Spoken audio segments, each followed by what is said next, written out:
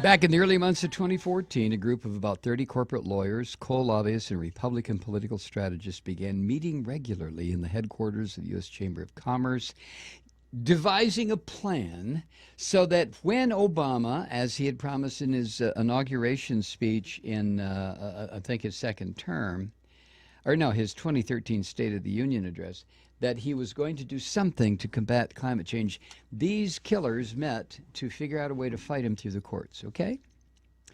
Now,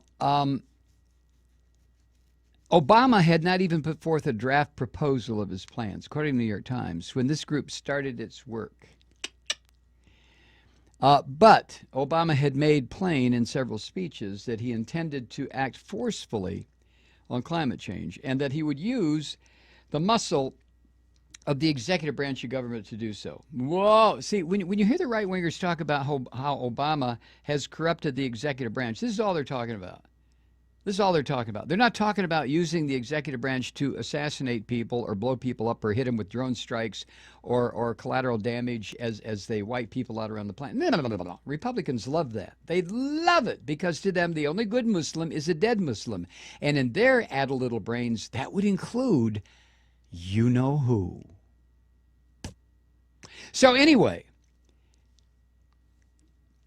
in his 2013 State of the Union address, he said this, quote, "If Congress won't act soon to protect future generations, I will," end quote.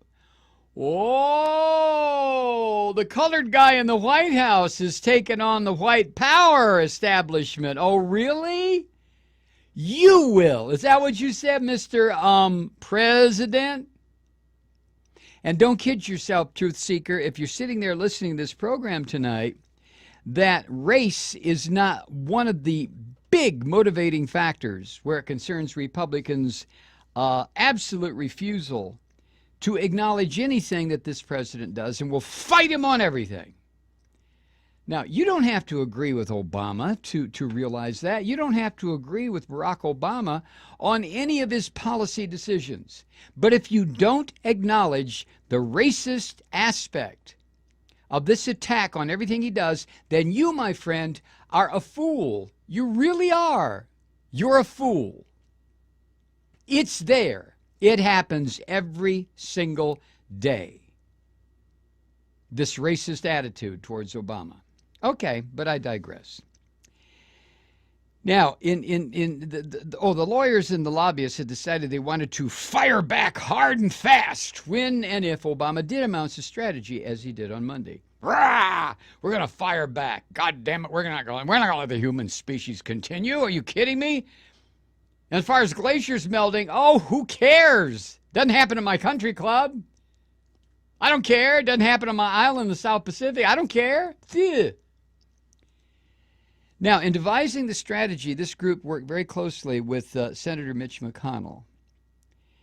McConnell, of course, is from Kentucky, a coal-producing state. And according to the New York Times, this is the way they put it. The majority leader, whose coal-producing home state also stands to suffer under the regulation. Suffer? Suffer?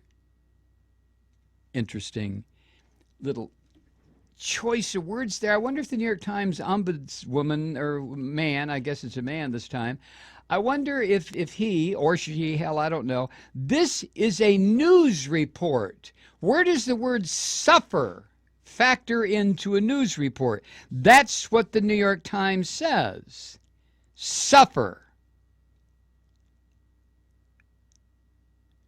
Kentucky stands to suffer under the regulation. See how subtle it is? Even the august New York Times, all the news that's fit to print. And if we can work in a slimy little comment like that, we'll work it in. You know, I have to. When I worked at CNN, shortly after they began, I remember how our editor, I was writing news and eventually producing, but I was writing news, a copy that the anchor people would read. And if I turned in a story that had the word suffer in it, unless it had to do with children who were being blown to pieces in the Lebanese civil war, if I would have said Kentucky also stands to suffer under the regulation. I might not have been fired the first time, but I will guarantee you that that senior editor would have come over to my desk and said, "What is this word? You are editorializing. How do you know they're going to suffer?" My, how things have changed in 35 years. Kentucky will suffer, the New York Times says. Anyway, I digress. McConnell opposes all these regulations, and his advisors knew that he had little chance of enacting legislation to block them in Congress. So McConnell has taken the unusual step of reaching out directly to governors and attorneys general, urging them to refuse to submit compliance plans for the regulations and encouraging a state-by-state rejection of the rules. Now, what that means is Obama's plan is based on states' rights. what the yahoos here in the South scream about all the time: states' rights, God damn it! So here's an order via the president through the EPA that says, okay, look, here's what you do. You states write the regulation to reduce by 32% the amount of carbon that your coal and oil and gas industries are dumping into the atmosphere. You write the regulation. If you don't, the EPA will impose one. But we'll leave it up to you. Just like the Affordable Care Act. It was the states were said, okay, you set up the exchanges because we recognize states' rights. Now, this is the second time that the Obama administration has said, we recognize the rights of the states to determine how they're going to handle this particular issue, whether it's Affordable Care Act or regulation of carbon being dumped into the air.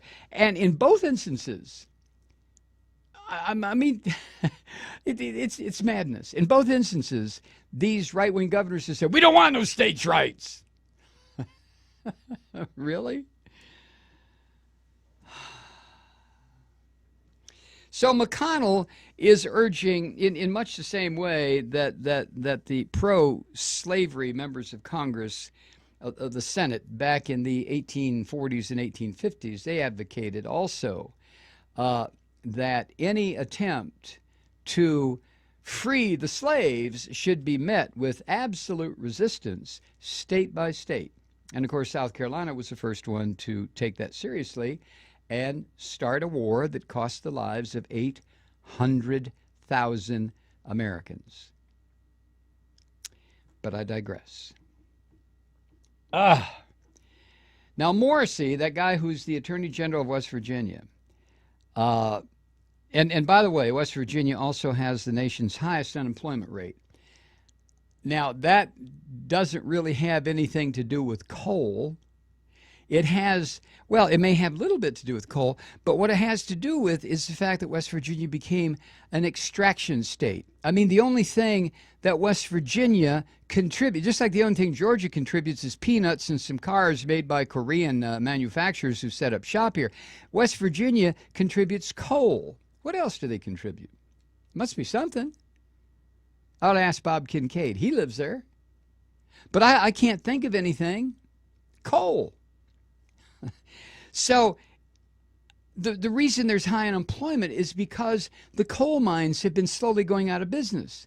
Because all of a sudden, consumers of carbon products want natural gas. Why? It's 50% less carbon going into the atmosphere. But the scientists would tell you it's a little bit late for that.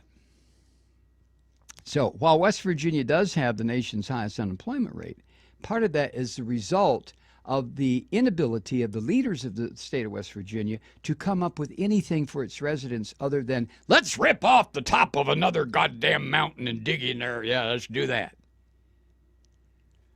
Let's send some men down 3 miles underground again until the whole damn thing explodes because of loose methane. Jesus.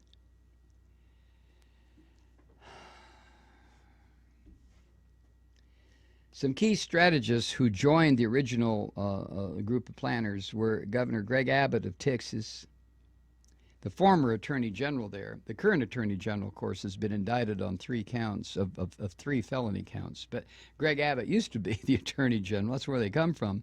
I think Rick Perry was former attorney general too, right? They just kind of march up through the ranks. Anyway, and Scott Pruitt, the attorney general of Oklahoma. So Greg Abbott and Scott Pruitt of Oklahoma.